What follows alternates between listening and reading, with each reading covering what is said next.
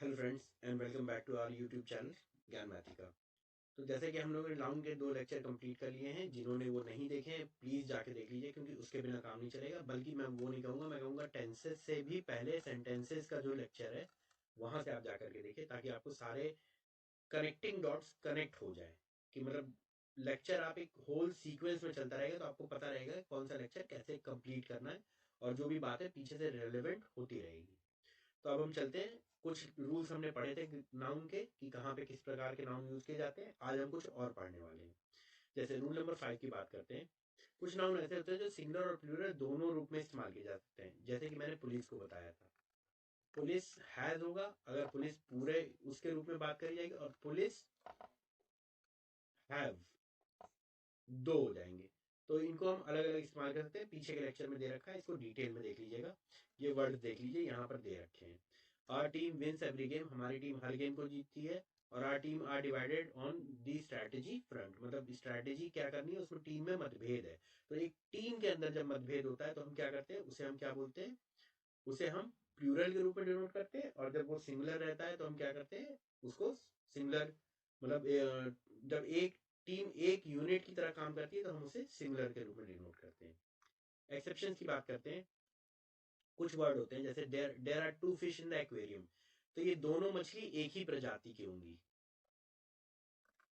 Ninth के NCERT में आपने शायद पढ़ा हो, अगर आप तैयारी कर रहे हैं और नाइन्थ के एनसीईआरटी अगर साइंस की पढ़ेंगे तो उसके अंदर 15वां चैप्टर जो है उसके अंदर दे रखा है।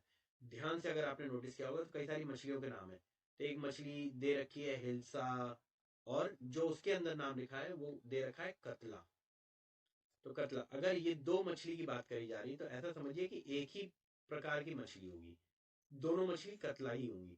लेकिन जैसे हम बोलते हैं there are many fishes in the aquarium, मतलब फिशेज जब बोला जाता है तो कई सारी वैरायटी तरीके की फिश होंगी। मतलब जैसे मान लीजिए 4 मछली हैं तो अलग अलग प्रकार की होगी, कतला भी होगी, रेहू भी होगी, रोहू, या फिर कुछ और भी ले सकते हैं, कछुआ भी हो सकता है, लेकिन वो मछली नहीं है एक तरीके से देखा जाए तो हिल्सा हो सकती है, और भी बहुत सारी मछलियां एक साथ हो सकती है, पॉम्फ्रेट हो सकती है। ये सब आपका जीएस का पार्ट है जो इन्वायरमेंटल साइंस में पढ़ाया जाता है। ठीक। तो 4 मछली है तो चारों, जब तो उनकी वैरायटी अगर रहे तो उसे हम क्या कहेंगे, तब हम फिशेज बोलते हैं। ठीक। लेकिन जब एक ही टाइप की कई सारी मछलियां हो तो हम फिश प्रयोग करते हैं। ठीक है। फिर जाके रूल नंबर 6 की बात करते हैं, हाइफेनेटेड नाउन्स। तो हाइफेनेटेड नाउन्स में क्या होता है, जैसे एग्जांपल 200 रुपीज नोट। ठीक। तो ये देख रहे हैं, ठीक, यहाँ पर एक ये निशान बना है ऐसे, इसे ही हाइफन बोला जाता है। तो एग्जांपल देखिए, he gave me 200 rupees notes, तो ये गलत है। He gave me 200 rupee notes, ठीक, ये सही हो जाएगा। He stayed in 5 stars hotel, he stayed in 5 star hotel. ठीक। वैसे होटल होता है वो, लेकिन हम प्रोनाउंसिएशन पे नहीं जाते, वो फोनेटिक्स को हम बाद में कभी बहुत डिस्टेंट में फोनेटिक्स को भी हम डील करेंगे, डिटेल में कवर करेंगे। रूल नंबर 7 की बात करते हैं।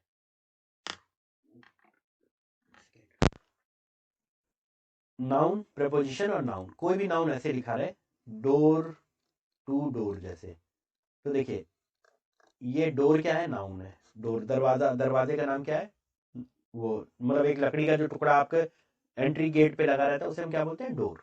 ठीक। तो वो उसका नाम हो गया। बीच में टू जो है वो एक तरीके का प्रिपोजिशन है। प्रिपोजिशन चैप्टर भी आगे हम डील करेंगे। उससे हमें पता चलता है कि कोई भी चीज किसी के रिस्पेक्ट में कैसे है।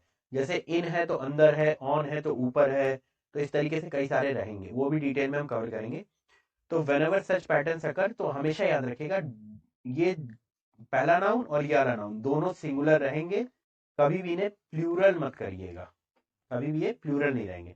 जैसे एग्जांपल लेते हैं, door to door, ship after ship, ये कभी नहीं इस्तेमाल कर सकते। डोर्स टू डोर्स ये गलत है।